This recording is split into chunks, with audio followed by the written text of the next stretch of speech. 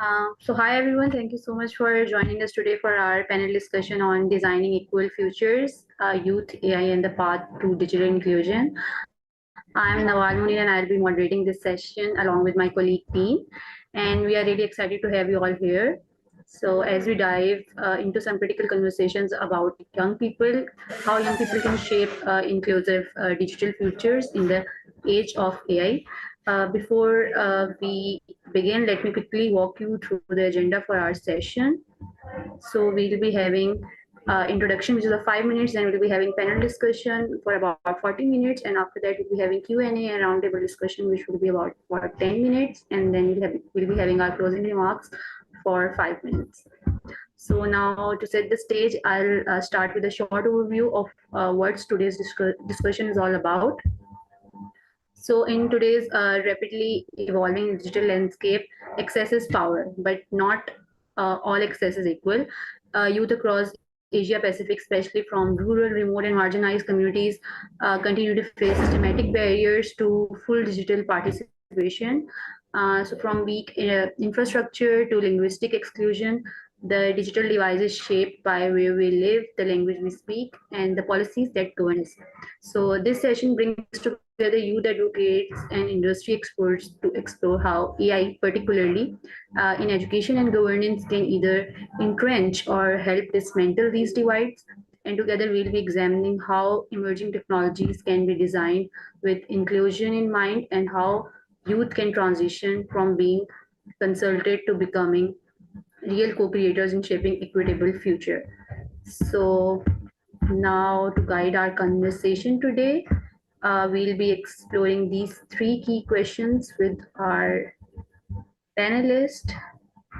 So the first question is, how can APEC governments protect children online while safeguarding their fundamental rights to digital participation and access to information? So moving forward, I would like to invite all of the three speakers to share their insights on these questions one by one. So I'm passing on the floor to maybe Noor first. Noor, would you like to share your insights?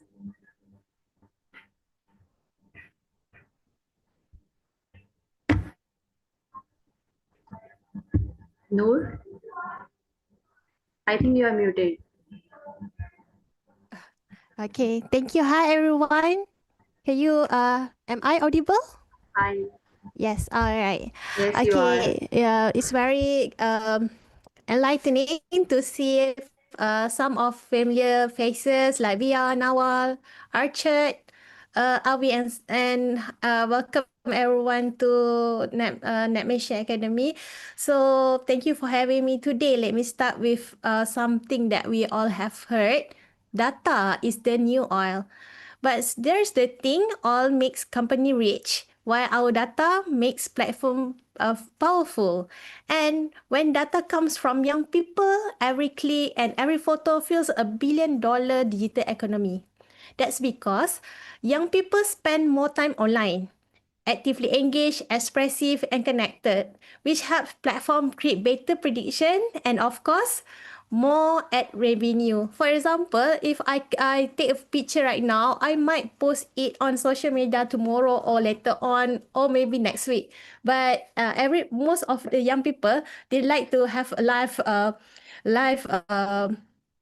video and so on. They like to um, be the content creator and so on. So the first in answering the first question in protecting children's in protecting children's while safeguarding their rights, we often say that let's just ban kids from social media, right? Just like what happened in Australia, they are banning the kids below 16.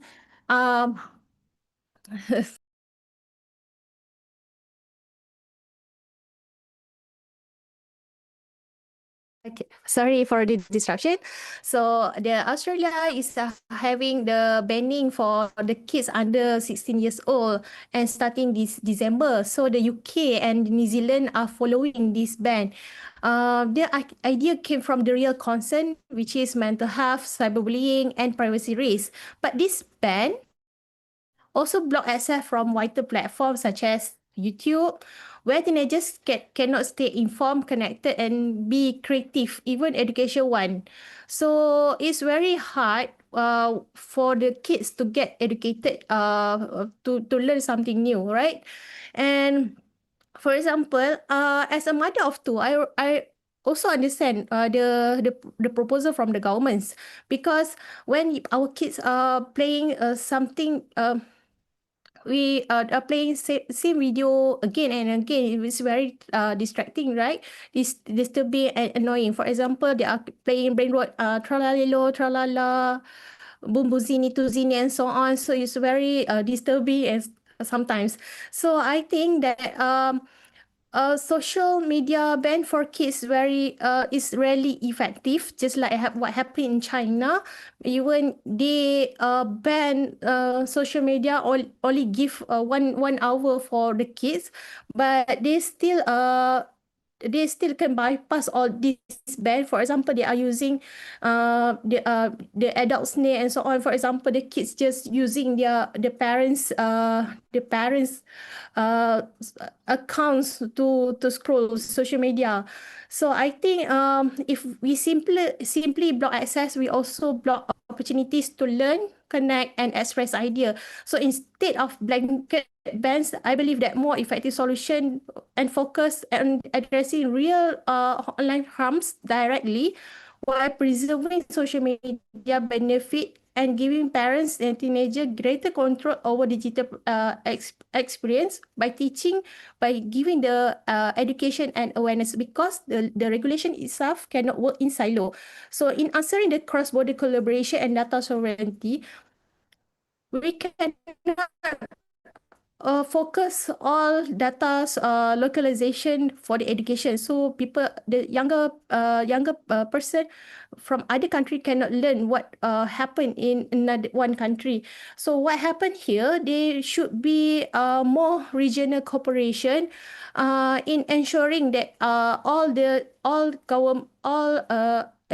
countries in APEC, or hopefully globally, have a similar standard so that they can having cross-border data transfer and ensure the safety of the data itself. So answering the third question, regulating big tech consistently across APEC, is we should the big tech knows that every country has our different sets of regulations, so they know how to take advantage of this gap. So in ensuring this I mean child in that addressing these challenges, we need that regional cooperation again, where regulators share information and align basic standard, especially around youth data protection and algorithm transparency.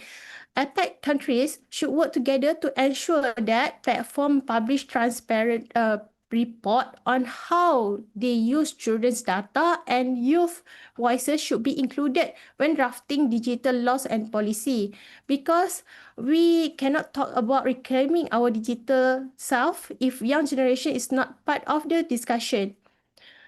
In conclusion, protecting children online doesn't mean taking away their voices. It means creating a digital world that values safety and freedom equally.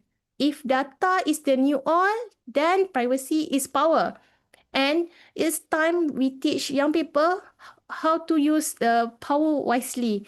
So let's build a digital future where governments, platforms, and youth shape a safe, creative, and inclusive online space. Thank you very much. Over to you, Nawal. Thank you so much, Noor, for sharing your insights on these guiding questions, and as well as like mentioning about the different examples from different regions across APEC. So now I would like to pass the floor to Dmitry to also discuss these questions one by one and share his insights on these. Dmitry, the floor is yours. Hi, hello. Can everyone hear me? Yeah. Great. I will, yes. Thank you for the invitation. I really appreciate the opportunity to talk about these issues here. But I would want to start a little bit on the idea of reclaiming our digital selves, Nuri, you already highlighted the fact that to reclaim the digital selves, we need to have our voices heard. We need to be able to express ourselves, to be aware of what we're talking with. But I think another thing to consider is that nowadays, when we talk about our digital selves, we really talk about ourselves. The reclamation of the youth's voice means, in the digital, means reclamation of the youth's voice in general, being able to have youth participation and youth perspectives considered not just as a group that is requiring protection, but rather as a group that requires that has stake in pretty much every aspect of the issues that we're discussing today, issues that are digital but are not limited to the digital world. If we think about the Asia Pacific region, you see a lot of reconfiguration of markets. You have reconfiguration of regulation. You have reconfiguration of data flows and streams, creation of new undersea subcables. All of these elements are very material, but they are, even though they connect to the digital, and they will impact the youth in one way or another. So when we talk about youth participation or encouraging youth participation, it is not enough to talk about youth and digital governance in terms of protection from harmful content or data exploitation or online risks. Instead, youth do need to be recognized as stakeholders in digital policy who will eventually be the ones shaping digital policy, because the key element of being young is that eventually you won't be. And if people are not prepared, if people are separated from the issues of the day through bans, then all you end up with is an underprepared population who won't be able to actually tackle the challenges of the next generation. Because the digital was, well, it has been new for the last 40 years, and I'm sure it has changed a lot. And I assume the digital natives who used to be the youth have now become, some of them have become people talking about the regulation that it all, that we are to, and engaging companies that we are all engaged with nowadays. So to connect it to the question of how can APAC governments protect children online while safeguarding their fundamental rights, is you, and ironically, have to treat them less as children, but more as people. Because when you are designing a system that will protect children's rights online, that will have implications for everyone. Think of the bans that have been mentioned, the social media ban in various countries for people under a certain age. Now, on paper, of course, we can protect people. People won't be able to access things. That's fantastic. But the actual implementation of that requires the ability for the companies or governments involved to identify age of individuals online and to make sure that those ages are correct. It requires building a whole system. Now, if the question was framed, should we protect everyone online? Should we make sure that people are all identified online and we are able to verify their age, their other information, then the approach to creating the underlying infrastructure for it would be much more refined, would be considered if it would be at all implemented.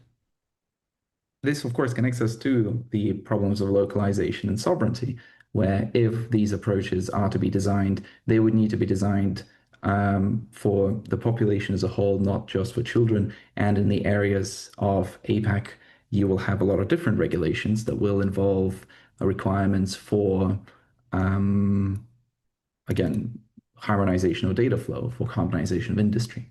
And approaching that from the perspective of what you decide for the youth being having way broader implications will result in us having much more measured responses and much more considerate ones, and ones that will actually prepare people for the type of environment that they will have to interact with once they no longer are a category that is only defined by the idea of having to be protected. So in coordination, in the APAC region, well, again, the fragmented digital data governance is an issue that will affect everyone, and of course the youth. And the way to approach it is to solve for more general elements. I think I will stop here, and we can come back to this discussion during the questions.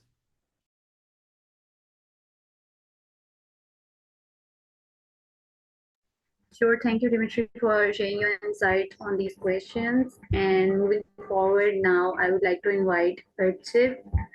Archit, the floor is yours. Please share your insights as well.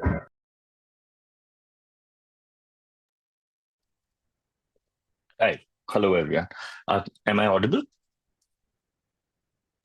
Oh, great. Yes, you are. Yeah. Thank you. First of all, glad to be here. And thank you to the speakers before me. They've set a perfect stage for me. What I really wanted to dive in today is why are these technology power structures so important? And we often sort of talk about technology as like a neutral thing. Technology really just exists in a socio-political environment as well. It is governed by people, it is regulated by people, and and the power shapes it. So in that sense, I think it is very important to look at the stakeholders and see what are the stakeholders that have this power and how much power is being shared. And when I look at it from a South Asia or Southeast Asia lens, what I see is that the two most important stakeholders, and the reason I say important is primarily because of the power they wield to govern, regulate, or shape how technologies develop, are government entities and platforms. For example, the state sort of gets to decide what surveillance laws are, how do they want to use technologies, how do they want to localize data, they decide national security imperatives, cybersecurity policies, and so on and so forth. At the same time, platforms sort of get to decide how data flows work, how do they moderate their content online, how algorithmic ecosystems and what the technical design is. So in that sense, where are people and youth as a stakeholder in these conversations? I've sort of often want to I want to sort of go back to Dmitry's point that this requires larger systemic changes because power currently is concentrated with these two stakeholders, especially in South Asia. When you're looking at a systemic approach, you have to look at where are the other stakeholders, where the civil society organizations, academia, how are they represented? And coming to youth as a stakeholder, again, when I was trying to sort of write down my thoughts for this conversation, what I was interested in learning, or what I learned, was that youth is a cross-cutting stakeholder. It's not a monolithic thing. They sort of exist in civil society, they exist in academia, government, and even industry. Yet their insights or concerns are rarely reflected in policy. And this is why I wanted to do this exercise of mapping which are the two primary powerful stakeholders and how youth can influence policy. So to ensure that youth are co-creators in policy and not just a stakeholder that is not consulted, I think it is important for us to question and examine why and how can we make the state and the platform work for us. And by us, I mean youth systems. And what has been really interesting to see is that there are key harm categories from, say, a threat to online safety or digital well-being perspective that are often missing. And while these concerns are well documented, there is still not much that has moved. And by concerns, I mean, I'll enlist a few main online safety concerns. These were recently published in a Stanford Digital Wellbeing report in 2025. And the main things they highlighted were that there's on the internet, from a youth perspective, is that there's been a lot of image-based sexual abuse, sextortions, adult minor solicitations as one category, where youth are significantly more impacted on the internet than other stakeholders. Similarly, CSAM, child sexual abuse material, which is a huge concern. And in fact, some would argue is international customary law. Everyone in the world agrees that this is problematic, yet we continue to struggle to regulate or come to consensus about how we want to create systems which protect the youth. And that's why we land up with some concerning laws like the Australian law. In my opinion, I think Dmitry sort of pointed this aspect to us as well, that we are creating youth which will now be underprepared to issues of society and socio-political dangers that they would be much more well versed with if they were on the internet before they were 16. But suddenly imagine people who have never been exposed to the internet or social media platform, and now when they join internet on the 16th, suddenly it's like a whole barrage of information or a new lifestyle that they will have to get used to. Or secondly, what we see is there's often these services being run into underground networks. Like you'll automatically see when something's banned, people sort of look for alternate ways to be able to explore these services as well.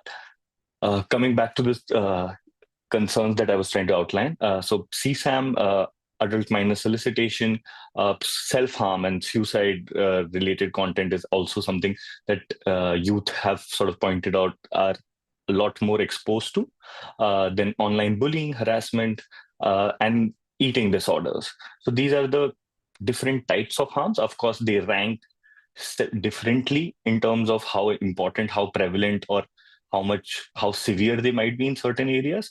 That's why I'm just broadly trying to bring about all the concerns that we should be discussing in this context of youth as a stakeholder. And as we try to determine what kind of harms we want to focus on, I think one of the key aspects when I was researching for this panel was the fact that we don't know how to regulate most of these concerns. And one of the reasons for that is that we have never, some regulators have not invested time in understanding these online harms. It requires significant amount of regulatory power to be able to say, this is an online harm and we shall regulate it as a whole of society approach. To be able to do that, you need to support research, you need to support review mechanisms to be able to give researchers access to data. So I think these are broadly bigger concerns that will help governments regulate the internet from a youth perspective. At the same time, you don't want to stifle innovation. Youth are also innovators. To be able to strike a balance, it would be very, very important. And I would leave it at these two concerns. One being that there is lack of research to be able to truly document and say the severity of a certain harm to youth as a stakeholder. And secondly, to involve youth in these multi-stakeholder engagements, it is also important to not only think of them as a monolithic stakeholder, but instead as a cross-cutting one. And at this stage, I think I will limit my points to this, and we can come back to any of these discussions if anyone has a question. Thank you. Thank you so much, Archit, for giving us a very detailed insights on the topics and the questions and the research you just mentioned about. So moving forward, as you guys can see on the screen, we already have two questions from our participants, and I will bother you guys one by one to share more on these questions. First one is about what role can regional youth networks play in advocating for a harmonized digital governance framework that protects right while encouraging innovation. So we'll go by Noor first, then I'll pass the floor to Dmitry, and at the end, Archit will discuss some points on this. So Noor, the floor is yours. You are there.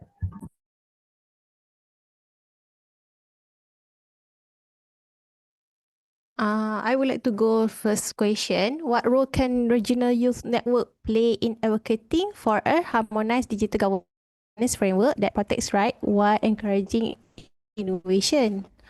So for me, I think youth play a big role in sharing their ideas with their peers and also involved in policy making, because only them know what they want in their daily activities. For example, they need to insert their rights. They have the platform to voice out their ideas and so on, to access to information, to the accurate information, to get education and so on. So I think youth are future leaders, and they are playing a biggest role in harmonized digital governance framework, because they actually bond together with the technology, the internet and innovation. So I think that's from me. I hope that I can hear any other suggestion from Dmitry and Archit. Thank you. Yeah, it's an interesting question. I think the primary role with perhaps the most impact that regional youth networks can play in advocating for this harmonized digital governance framework is to ascertain what exactly needs to be harmonized and what doesn't.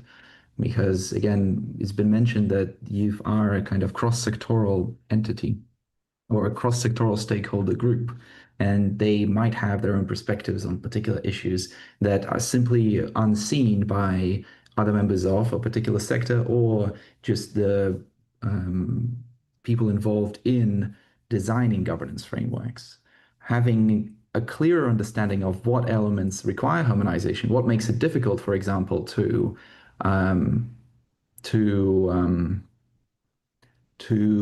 participate in the region would be something that youth networks can definitely play a role in. Now, when it comes to whether that will protect rights and encouraging innovation, well, again, regional networks could consider what rights require protection, what exactly innovation even refers to, because everyone likes to talk about encouraging innovation, but in the end, we need to think about what innovation needs to be encouraged for. What exactly are we trying to achieve?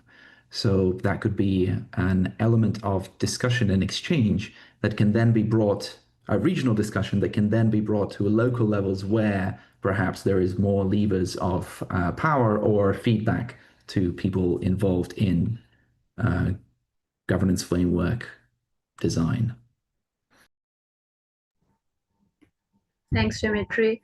Archit, maybe you would like to share some of your insights on this question as well. Yeah. Thank you. No. Oh, sorry. Yeah, just sort of building on what my fellow speakers have already sort of laid out. I think it's very clear that there are a lot of concerns that we don't know a lot about.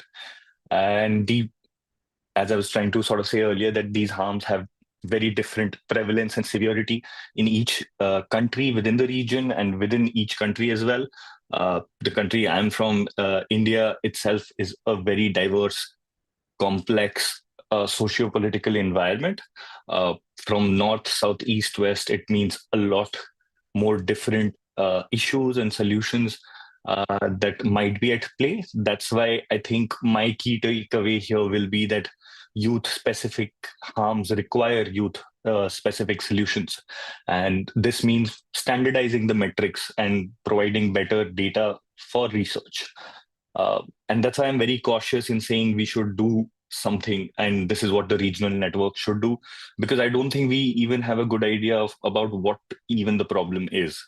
And for that, I think it is important to first agree on standardizing certain metrics and better research access for data to researchers, which I would again emphasize also includes youth, to be able to come up with youth-specific solutions.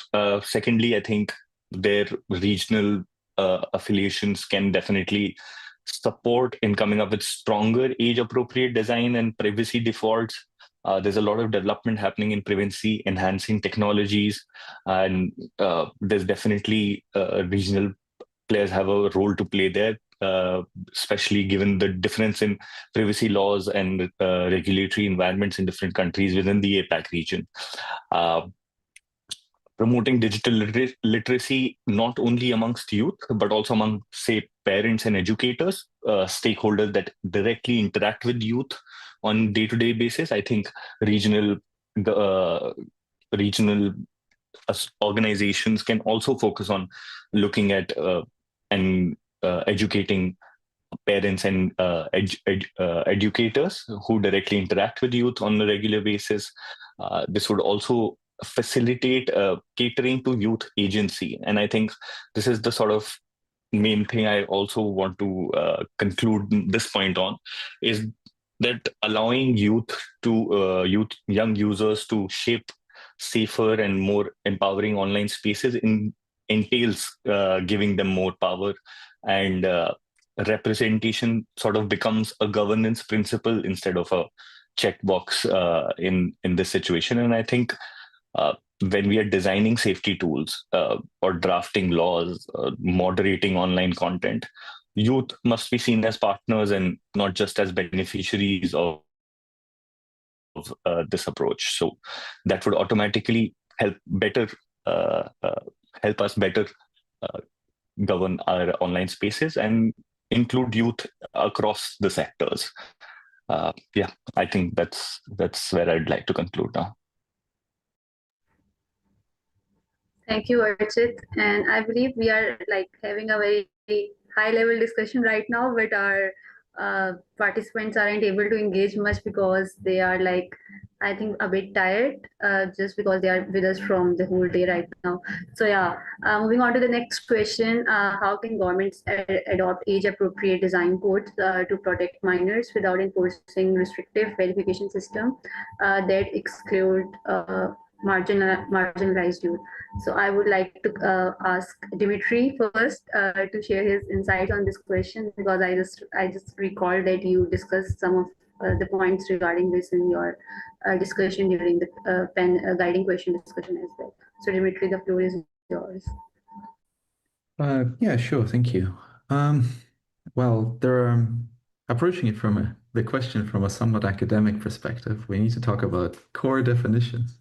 Of course, the Asia-Pacific region is home to many countries, and each country with its government is a complicated construction of society, of social, historical, cultural construction, which has its own ideas of what age-appropriate means, and what restrictive verification means, and what marginalized youth means. So if we take this question from a kind of perhaps, so it's difficult to answer because there are areas where any form of restrictive ID verification is restrictive. So for example, whenever I talk about the fact that, let's say in Hong Kong, everyone has a Hong Kong ID, and it's a digital ID and everyone has it, everyone has the number, everyone has the ID, you're supposed to have it. That might appear extremely restrictive to some, but it appears very normal to others.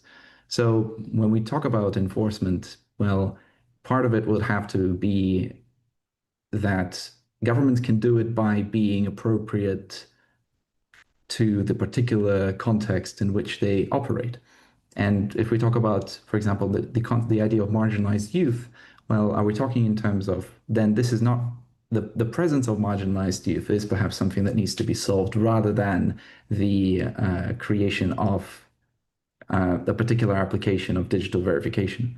So why is it that marginalized youth could be impacted in this? Is it lack of access to resources for verification? For verification, is it particular regions? Is it particular ethnicities? Then these are larger, broader societal problems that have to be sorted out and figured out, and that would be the way to do it. Now, then the argument is, to take it further, another argument could be is, and perhaps other speakers can pick up on this, is whether governments are the appropriate actor or the only actor that has to be engaged in this. Because of course, as members of the yIGF, to some degree, we all know about the multi-stakeholder approach and cross-sectoral collaboration, and this seems to me like an issue that requires a multi-stakeholder approach. That's all.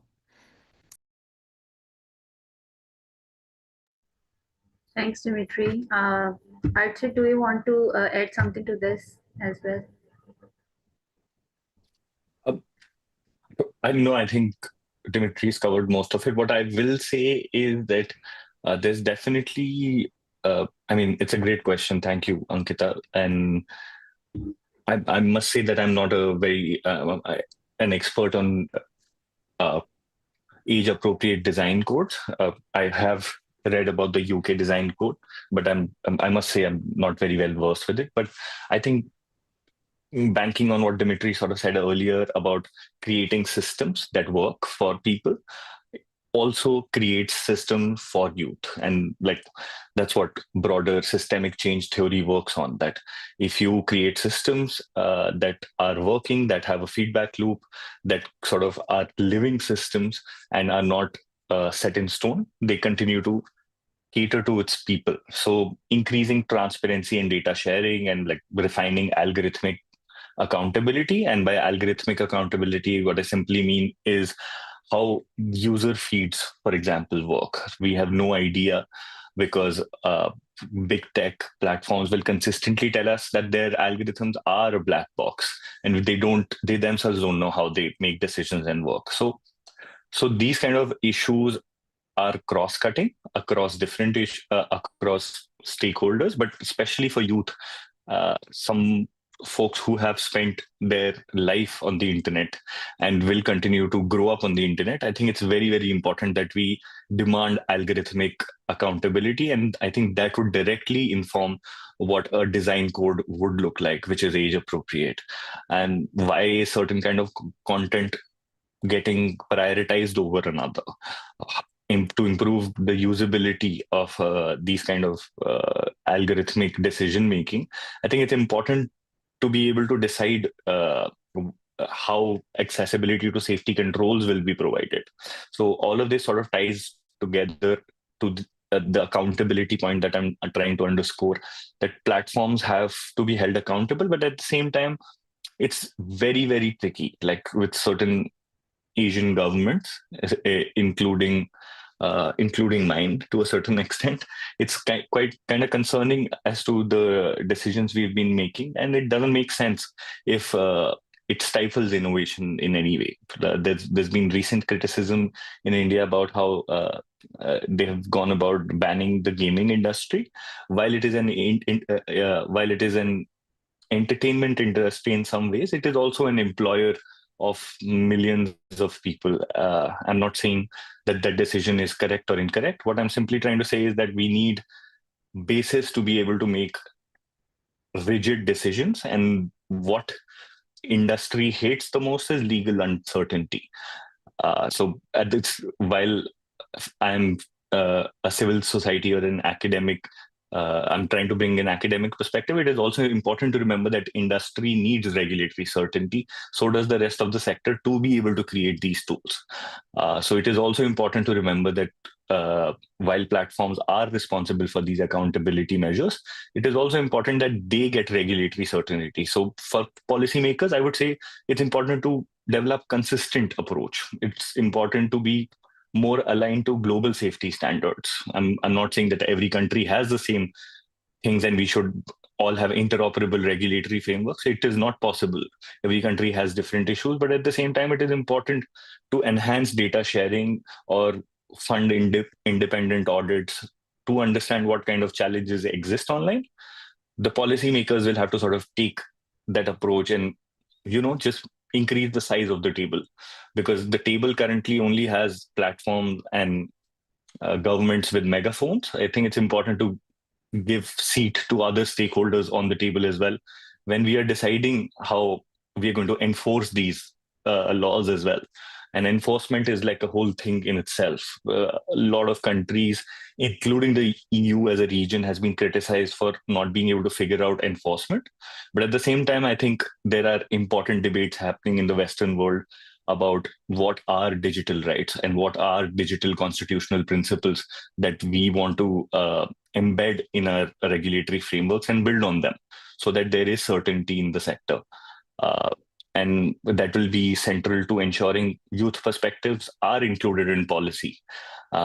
So yeah, I'll say for platforms and for policymakers, these are different things that I think that they should focus on, which would allow for larger systemic changes and therefore better adapt age-appropriate design code. I'm sorry, I went on a spiel there, but the point was to just sort of bank on Dmitry's point and substantiate on how systems can be developed. Thanks, Archit, for a very detailed insight on this question as well. And I want to be asking the third question: what lessons can APEC countries learn from one another in balancing security, sovereignty, and openness in digital governance? Because I think speakers have already discussed a lot on this as well. Nawal? Yes, yeah. Sorry, I'm going to interrupt because there's this one example that I just want to underscore, because as a researcher, I must admit very, very quickly, I'll be very quick, is that we as researchers, at least in India, we were, or I was often looking at European approaches, but what has been really reassuring in the past few years is to look at Taiwan as an example, especially how they go about regulating certain issues. Like I've been looking at certain cases around their digital health environments and how they use secondary, how they regulate secondary data, which is non-personal data, how they sort of think about digital rights. And I think it's important to remember that there are examples in the Asia Pacific region that we can look forward to instead of always having to look at Western approaches. I'm not saying that Taiwan is the approach that the rest of Asia should follow, but I think it's heartening to see that there are some examples closer to home.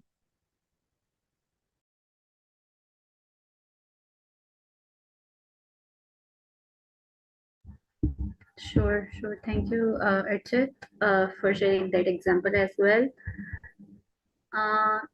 We have another question regarding the AI and surveillance tech. So I will just bother you guys to share your insights for only 1 minute each speaker on this. That do you think AI or surveillance tech, etc., further challenges youth autonomy or not? And we'll just quickly go around this question and then we'll wrap up our session. So I'll start with Munir first, following Dmitry, and then Archit. Thank you, Nawal. So answering the last question is about the AI. How, sorry,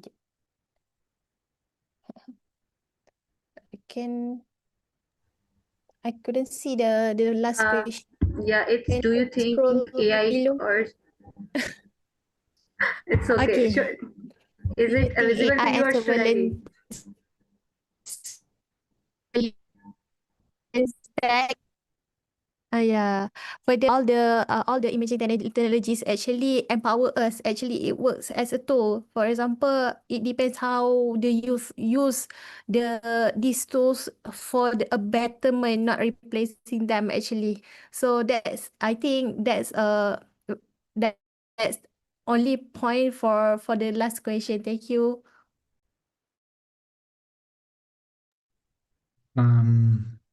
So AI, too early to tell. Does it challenge youth autonomy? Does it not? Does it challenge everyone's autonomy? Does it not?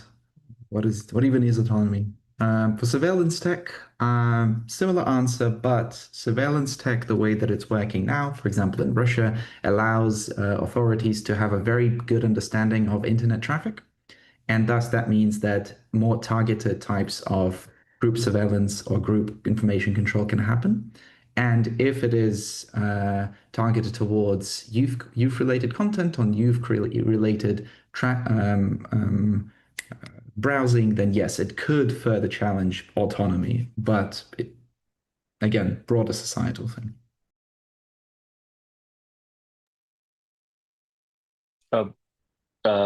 Very quickly, I'd just say I'll echo the thoughts of my fellow panelists, but at the same time, I think some sectors are visibly more concerning.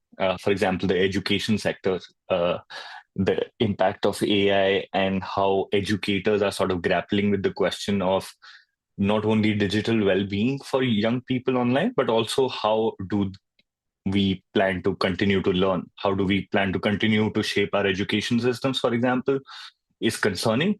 It is probably good time or optimistic to be about how AI impacts in other some other sectors like health, for example, people are saying that there will be better drug discovery, or there will be better assessment of certain medical conditions. So maybe that does impact youth positively, but there are certainly sectors like education where we have to critically study how it is impacting younger people and their brains, especially when there is this dead internet theory about how content online is increasingly just bot created or AI created, and what kind of impact does that have? It's still too early to speak on that, and I think I'll just sort of fall back onto what I was trying to say earlier, that I think there's a lot of assessment yet to be done. There's a lot more research, independent research yet to be funded. And I think that's where we need to start to be able to answer this question of agency and AI. Thank you. Thank you to all of our incredible panelists as well, and all of you joining us today for this discussion. And this discussion has shown us all that how vital it is for you to reclaim their digital self, not just as a users, but as an active participants, shaping the rules, the platforms, and the policies that affect us. And from understanding our data rights to challenging corporate and governmental power as well. So let's take these insights forward and find ways to turn our ideas into actions, because the digital world is our to shape, and together we can make it more open, safe, and empowering for everyone. So thank you again, and I'd like to ask you all to open your cameras for a quick group photo as well. Ankita, I'll bother you to take a group picture, please. Everyone, please, if you guys are comfortable, open your cameras and we can quickly have a group picture. Okay. Okay. Everyone smile. I'll just take a screenshot. Perfect. I don't think that we have a lot of people who have turned on their cameras.